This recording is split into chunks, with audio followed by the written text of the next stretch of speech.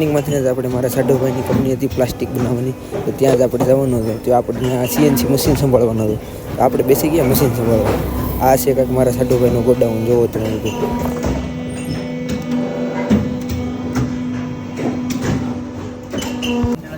પછી તો મેન મારા સાઢુભાઈ ડબ્બાનું પેકિંગ કરીને કરી દીધું મોટો ઢગલો.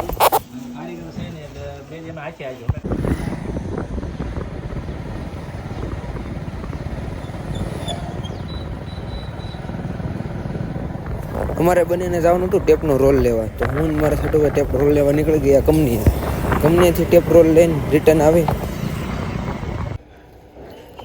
માસી સિલાઈ મારીને પછી સિલાઈ મશીન લાગી જાય એટલે આપણે આ બધા જે બોક્સ છે ને બધા બોક્સને છે ને હીટ મશીનની અંદર કાઢવાનું હોય. તો ભાઈ પછી આ છે ને એને અહીંયા આમ એકલું એટલે એકદમ મસ્ત પેકિંગ થાય ને. પેલી બાજુ મશીનની બહાર નીકળી જાય ને ઓલા માસી હોય છે આ બોરા ભરવાના. પછી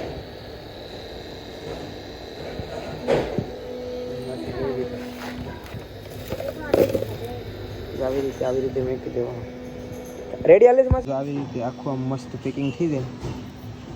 આખું રે ને જે આખી જેટલું ગોડાઉન ભરેલું છે ને બધું ગોડાઉન આ મશીનની અંદરથી આવી રીતે આમ મેકીને ઓલું કરવાનું છે એટલે આખું પેકિંગ થઈ જાય. આવી રીતે મસ્ત પેકિંગ બની જાય. આપણે તો પછી બેસી જ આવી રીતે આ પેકિંગ કરવાનું. જો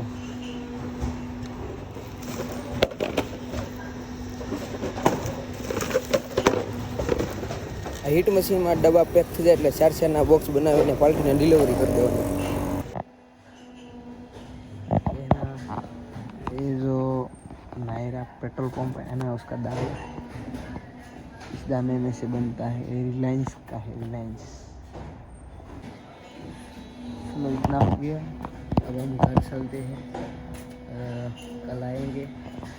कल संडे है तो कल